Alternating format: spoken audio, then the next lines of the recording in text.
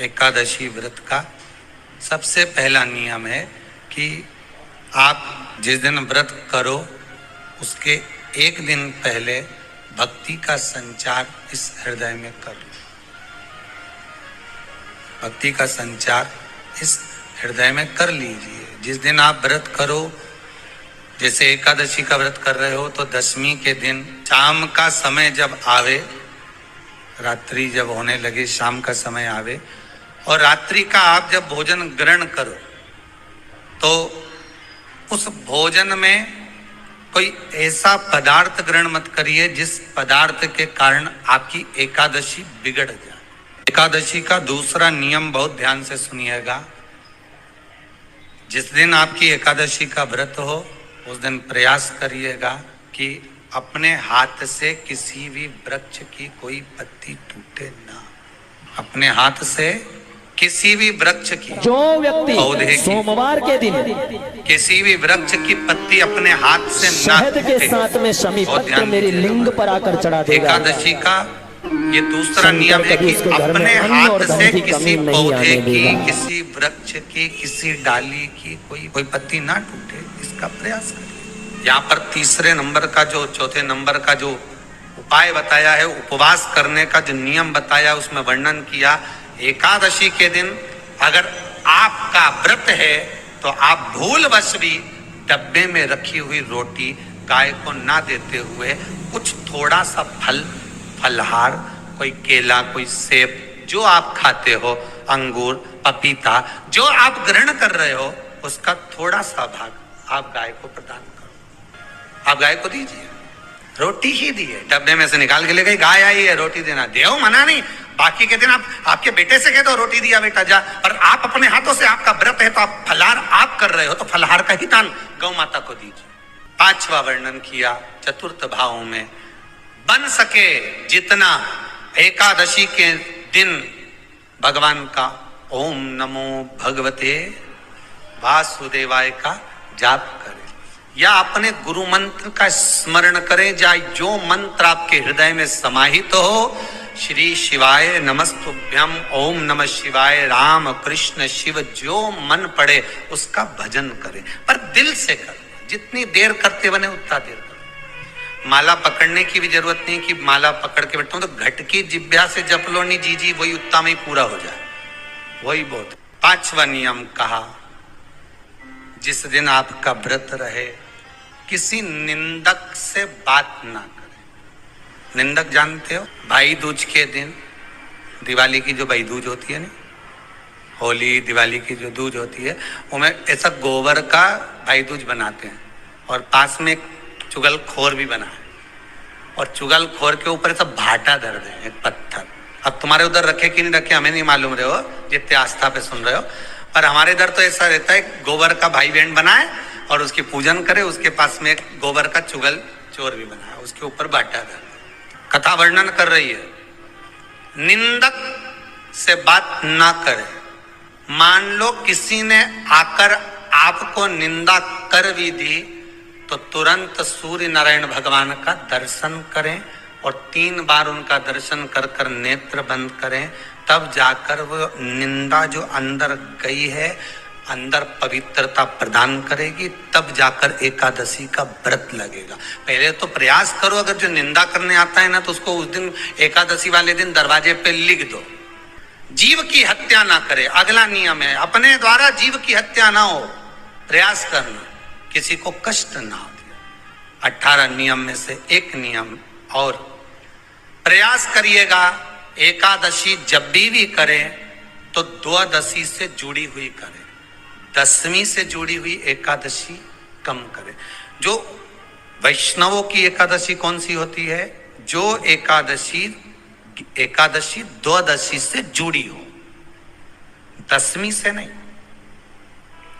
दशमी से जुड़ी हुई एकादशी व्रत कहलाती है और द्वादशी से जुड़ी हुई एकादशी पुण्य फल प्रदान कर कर वैष्णवों को भगवान के चरण में छोड़ आती है। इसलिए एकादशी द्वादशी से जुड़ी हुई होना चाहिए। फिर अगला वर्णन किया गया, महाराज शास्त्र कहता है, अगला वर्णन जो किया गया उसमें बताया, प्रयास करें जिस दिन एकादशी हो उस दिन घर में बुआरी झाड़ू आदि जो लगती है वो दूसरा लगा ले।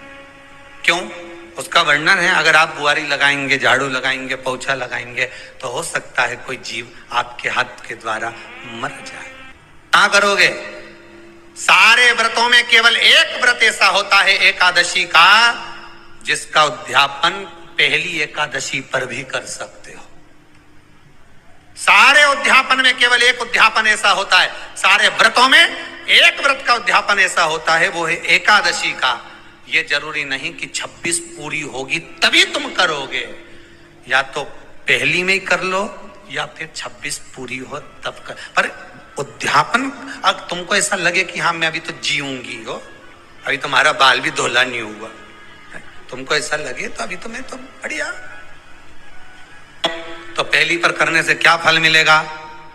तो एकादशी की नियमावली कहती है, अगर मान लो आपने पहली एकादशी पर भी उद्यापन कर लिया, इसके बाद में जितनी एकादशी करोगे वो सारी तुम्हारे खाते में जुड़ती जाएगी। मतलब बैंक में खाता खोल लो, ठीक है? खाता खोल लिया, अब जितना कमाता जाओगा उसमें डालते जाओ, जितनी कमाई करके लाओगे उसमें जमा करते जाओ। एकादशी एक बार उद्यापन पहले में भी हो गया तो बाकी का पुण्य तुम्हारे खाते में आ जाए। एकादशी का उद्यापन बड़े महीने में माघ शुक्ल एकादशी के दिन, माघ का महीना हो, शुक्ल पक्ष की, जम के बोलिए, एकादशी हो, प्रयास करना कि आप उद्यापन करें, भले 5, 10, 11, 12 जितनी एकादशी हो जाए, 26 हो जाए तो ज्यादा अच्छी है, नहीं तो आप करें तो माघ महीने की शुक्ल पक्ष की एकादशी के दिन आप उद्यापन करें। प्रयास रखें, प्रयास रखें। बड़े महीने के अंतर्गत जो उद्यापन, हाँ चतुर्मास के अंतर्गत उद्यापन नहीं होता एकादशी का, बहुत ध्यान दीजिएगा। ये जो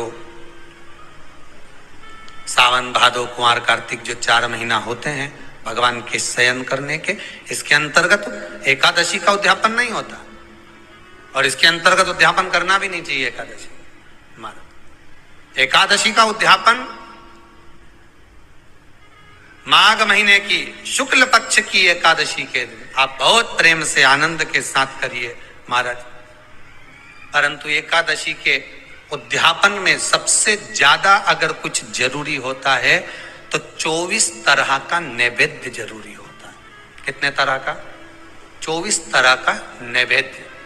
अब आप कहोगे गुरुजी उद्यापन हम कर रहे हैं एकादशी का, तो उसमें तो फलहार का हमें नैवेद्य बनाना चाहिए। तो फिर ये पुराण के अंतर्गत स्कंद पुराण में ये चीज लिखी है कि एकादशी का जब उद्यापन करते हैं तो 24 तरह का नैवेद्य बनाकर सिद्ध करते हैं। 24 तरह का नैवेद्य जान रख लेना, हलवा बना लो, खीर बना लो, पूड़ी बना लो, सब्जी बना लो, पकोड़ा बना लो, भजिया बना लो, ऐसे 24 तरह का नैवेद्य अलग अलग चाहिए।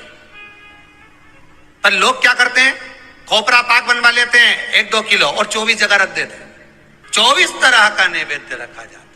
एकादशी के दिन भगवान का पूजन का पूरी तैयारी कर कर, मंडल आदि बनवाकर, विद्वान ब्राह्मण को बुलाकर, कर्मकांडी ब्राह्मण को बुलाकर जो भगवत सेवा में एकादशी का उद्यापन कराए, उन ब्राह्मण के चरणों को नमन कर कर, प्रणाम कर कर एकादशी का पूजन करवाइए और उस मंडल की पूजन कराकर हवन द्वादशी को कराइए, एकादशी को हवन नहीं। एकादशी के उद्यापन का जो हवन होता है वो द्वादशी को।